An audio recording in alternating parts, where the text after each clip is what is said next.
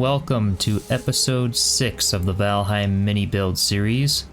I'm super happy to be back again. I know it's been a long time, almost 2 weeks I think now, since the last MiniBuild episode. I have definitely been busy at work and a whole bunch of other life stuff, but again, as always, I'll try to get episodes out when I can, and I'll kind of have to do a little bit of a recap, remembering what I did in last episode, but I think today it's time to finish this amazing workshop build that we kind of laid out the framing of in last episode, if I remember. So I'm joined with my brother Soulgazer today, and that's what we'll be working on. He kind of came up with this layout here to accommodate the normal smelter and then the blast furnace as well once we get that. And we've got the charcoal kiln, and all that's left really is to keep doing the roof, actually get some forge and workbench stuff in here, and kind of finish this place off, make it look really, really nice as a miniature shop build. So, you ready to get started? I suppose we should sleep and then start the day's work. Alright, it's daytime now, so y'all can see a little bit better. And I think what I'm gonna do, well, I think, yeah, I'll start kind of getting a roof on this thing first, I guess. That'd probably be the first step, just so we can have it all protected from the rain. I think that front section, yeah, I think I'm gonna bring the roof all the way out to there. And then, yeah, we're gonna do walls. And Soulgazer, do you have any resin by any chance? We could throw up the torches so they can see a little better in here. I might have some in the chest though. That's true. Alright, and then I'll put, let's see, something like that. 1, 2. That looks pretty good. Nice.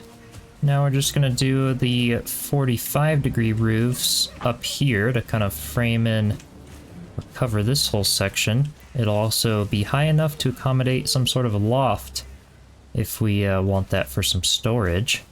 But I kind of like the designs that we have for like the roof eaves here. The way the beams kind of play into each other. Yeah. Alright. So let's see here. Let's go something right in the middle like that. Looks nice.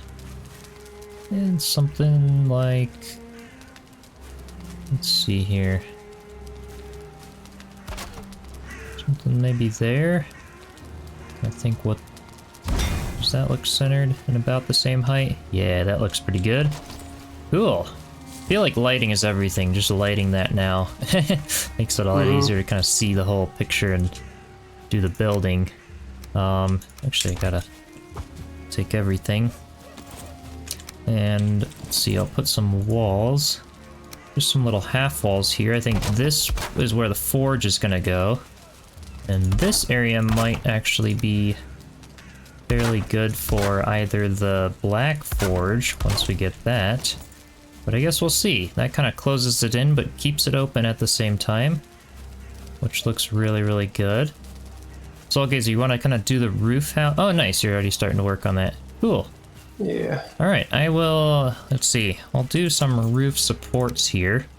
I think what I wanted to do was, yeah, grab some little 26-degree beams and do something like that. Again, just gives it more of those like sturdy workshop vibes. Have some supports like that. Nice. I'm just gonna do them like on the outside corners, and we'll see how that looks to start with. Just wherever there's a big pole. Ooh, that really brings it together. Kind of gives it some more stability rather than just being on the poles, which I really like. Makes it a little more cozy too. Where should I put the forge? There's a forge over there by the workbench, and that's why we're still able to place like the torches here, but we're gonna get the official forge all set up in here. I think I needed fine wood, charcoal, and ooh, I think I needed stone as well. Yep, 4 stone. Let me go grab some of that, and we'll get the forge all set up here. Alright, so I think I'm gonna put it pretty much centered right on this wall here. Something just like that. Looks pretty good, and it should... Oh, it's too exposed. Let's see, I think maybe Let's see here, maybe it'll be a little bit better if I get some of these roof peaks on. Let's see, something like that. And that. Oh, I need more wood. Let's see if that did it. Nope, still too exposed. Let's see, I might need to bring it in just a little bit. That might help. Sometimes if it's like at all into the outside wall, it doesn't allow you to use it. Still too exposed. Alright, so I finally figured it out. I just had to put a bit more of a wall behind it, so I've just done this little design of the 2 X's and a little pole there. We also need room for the tool shelf and everything, and that will fit that perfectly, but it now works, so that's good. I also just kind of completed that half of the roof thinking maybe that would help, but it didn't, so yeah, the little wall in the back there works out. And then for the workbench side, I think I'll do a wall that kind of matches the troll cave house, and doing these stake walls as the top half there. So that kind of creates like a, I don't know, more earthy, cozy vibe, kind of mixes it up. Looks really cool from the outside as kind of a barn workshop feel. Maybe almost like a corrugated metal look even. But, or just the logs and sticks, but I've kind of recently been liking using these stake walls as like actual walls of builds rather than just a fence. It kind of adds a lot of cool texture and everything, so we'll do that. I could do that here, but I kind of want this open feel, so maybe I'll change this design around at some point. But it works for now. So I guess now we can continue the roof just a little bit. I have to snap in right out there. Perfect. Alright, so that is kind of the gist of it. And how does that look from out here? Looks awesome. Alright. Yeah, that's pretty cozy, and I think we'll have enough room above the charcoal kiln for the smoke. I know it'll kind of get trapped in there. Maybe we'll have to open that up.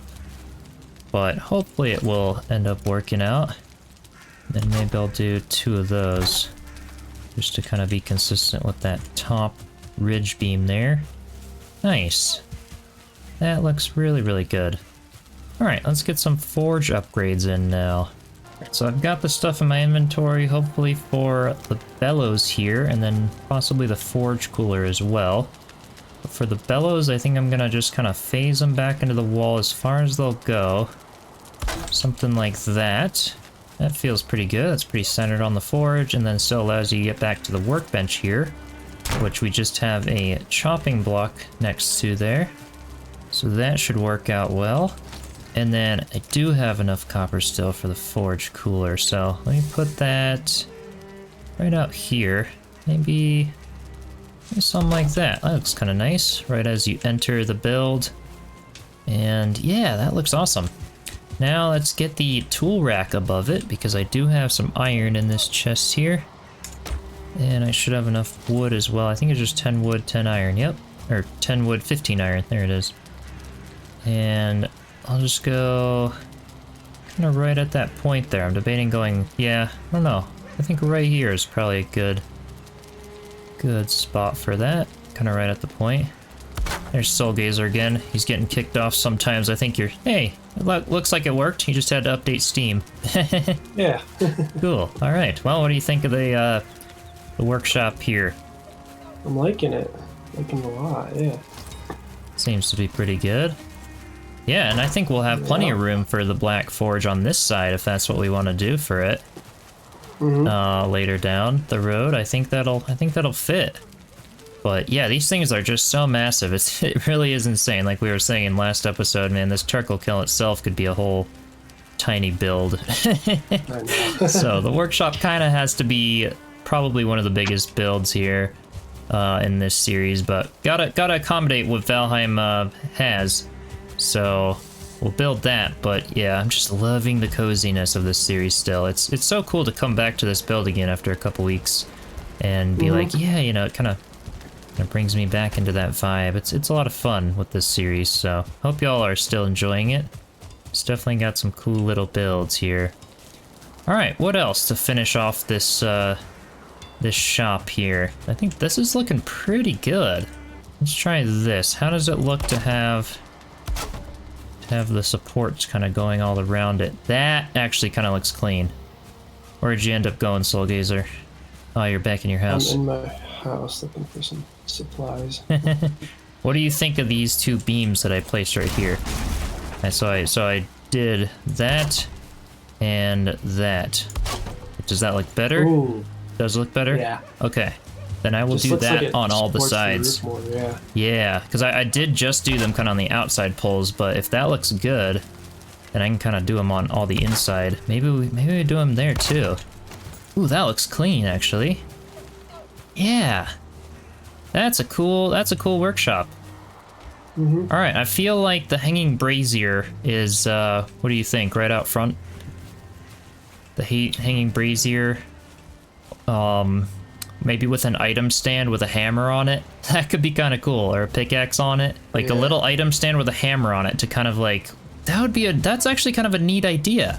Using item stands with items that represent the build as like kind of like a little icon or a sign. Yeah. We can obviously put like a sign underneath it, but above the sign having like a little item stand with the actual item on it. That could be really, really neat. Yeah, we could try some things. Let's mess with that out front here. Alright, so I've got a cool idea. Soulgazer looked some stuff up about signs here, and we're gonna try something.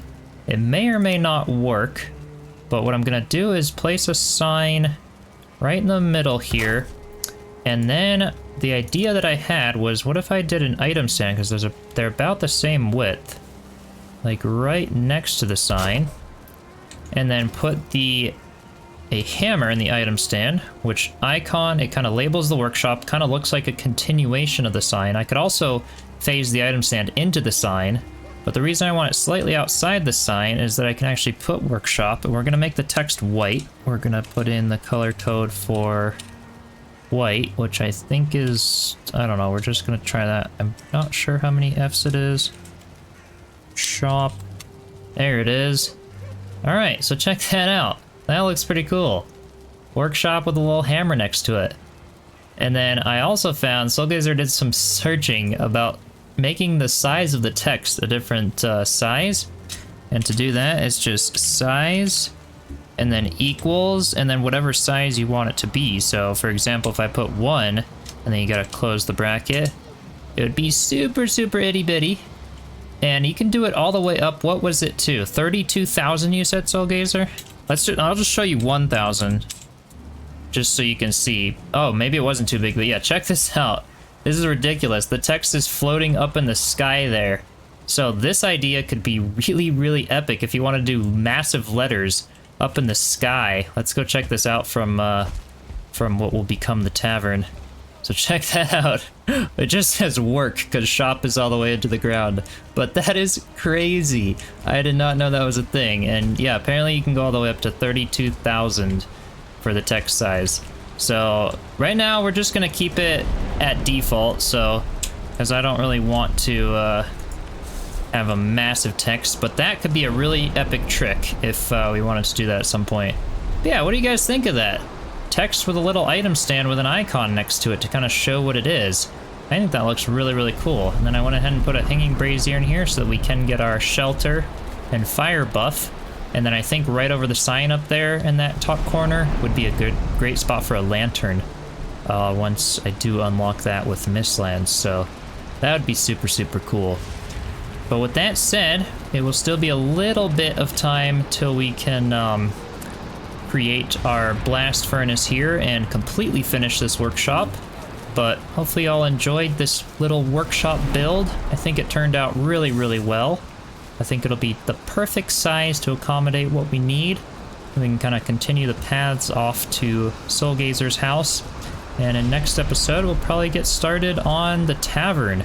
And I got another comment, which I was also thinking about putting the glowing mushrooms on the item stands rather than Queen's Jam.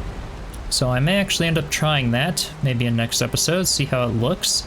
And if I like it better, I think I'll use the Queen's Jam and glowing mushrooms, kind of alternate. You know, some bridges could be Queen's Jam, some could be the glowing mushrooms, but looks really, really cool. And again, I'm happy to do a bridge tutorial if y'all want. And with that said, I hope y'all enjoyed this episode. Do be sure to subscribe and join the Discord server through the link in the description, and I will see you in the next one. Cheers.